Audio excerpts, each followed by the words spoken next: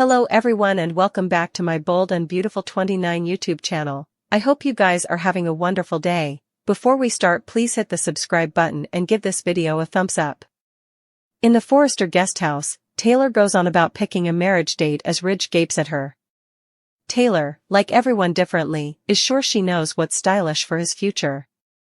As she talks about showing Thomas and Steffi that their family is eventually back together, Taylor makes sure to bring up their late son, Phoebe, as well. In the design office at Forrester, Brooke and Katie are still stressing out over Ridge being with Taylor. Across the hall, Thomas greets his granddad, and they embrace.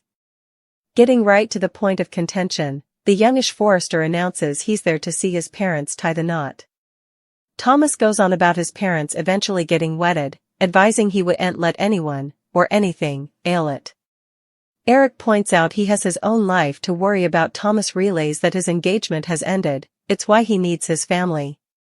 Across the hall, Katie cranks about Thomas showing up when Taylor's trying to set a date for her marriage. Talking as though the psychiatrist is over to commodity sneaky, the brunette opines that surely this is suspicious. Brooke narrows her eyes meekly and Katie worries that Thomas will manipulate the situation. Brooke feels for Ridge's son and wants him to be happy. Katie sniffs, as long as he doesn't pressure Ridge into marrying Taylor. You know, his fiancée. In the main office, Eric is sure to talk up Taylor's accomplishments before the debate begins about Brooke. Thomas knows his forefather is Team Brooke, but he must see the stability and peace Taylor brings his pater. Tell me you that you'll support their marriage with me, Granddad. Eric cagily tells Thomas that Ridge knows he only wants his happiness. Thomas insists he and Taylor will both be happy once they're hubby and woman. Again.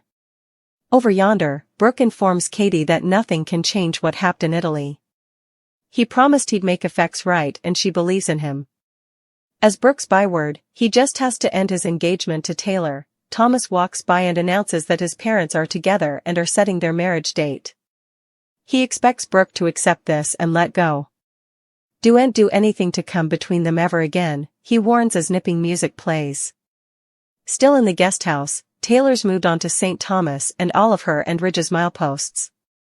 Their love always brought them back together and Stephanie was their fiercest supporter. Not wanting to leave any gravestone unturned, Taylor mentions her broken heart pattern as well. However, he'll look like an absolute cad. Forging ahead madly, Taylor suggests they clear their timetables and get wedded hereafter. If Ridge calls off this marriage now. As Ridge tells her he'll always love her no matter what, Taylor's favorite song comes on and she pulls him into a slow cotillion. Eric's warning about choosing Brooke echoes in Ridge's mind as he holds document seeing commodity. Taylor asks, "What's it?" Ridge launches into a speech about how much he loves her.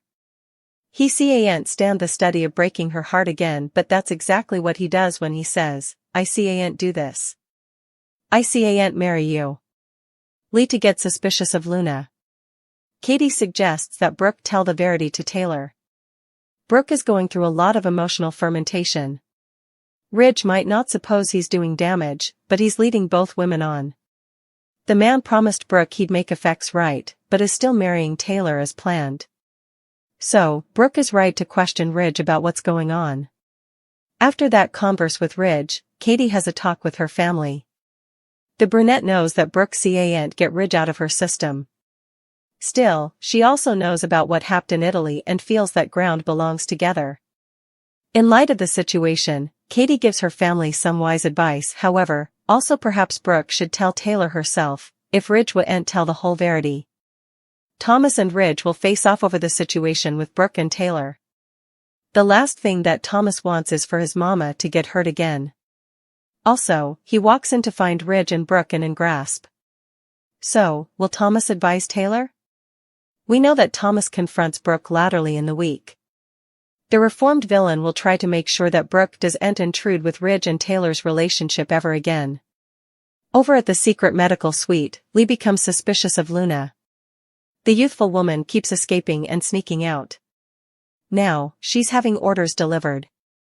All of this is making Lee veritably suspicious and upset about what Luna is really over to. Lee is formerly by far too deep.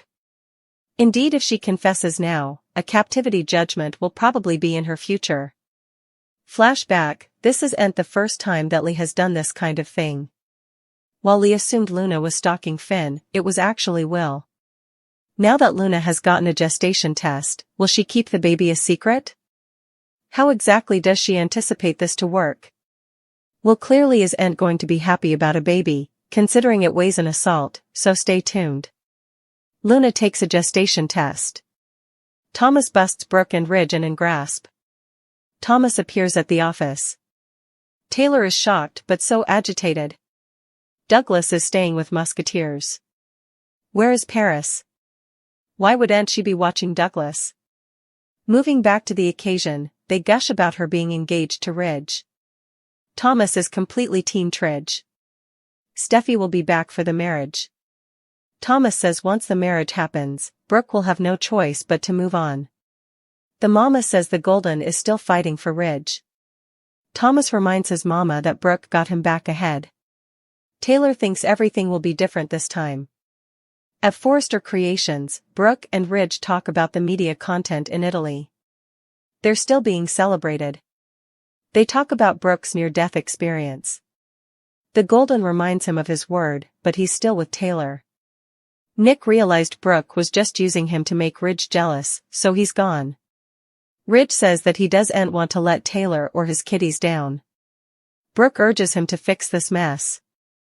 They embrace just as Thomas walks in the door. Brooke leaves and Thomas reminds his pater that he's marrying Taylor. The father tells his son not to jump to conclusions. Thomas reasons that Brooke will come more hopeless as the marriage gets near. Is the marriage still passing? Thomas asks. Will wakes up Electra with a rose. Last night was inconceivable and they kiss. Electra would love to stay with him in bed all day. They need to go to work. They make out some further and continue kissing. Electra is the only girl for him, Will says.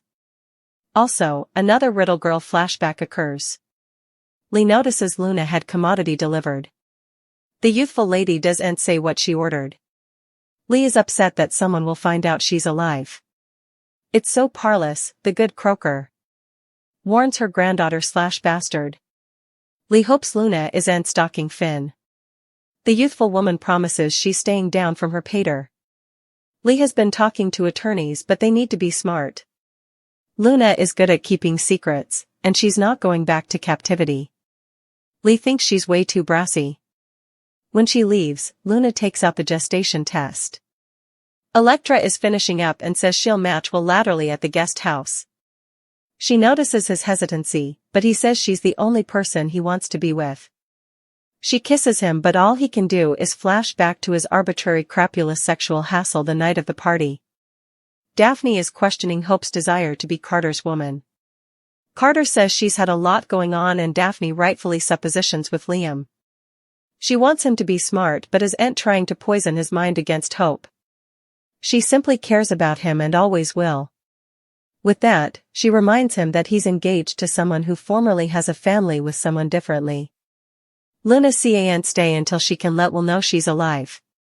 Sheila slows her roll saying they've to get a handle on the situation as she's playing a dangerous game with her freedom.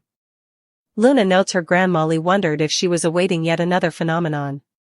Luna smiles and thinks perhaps she is.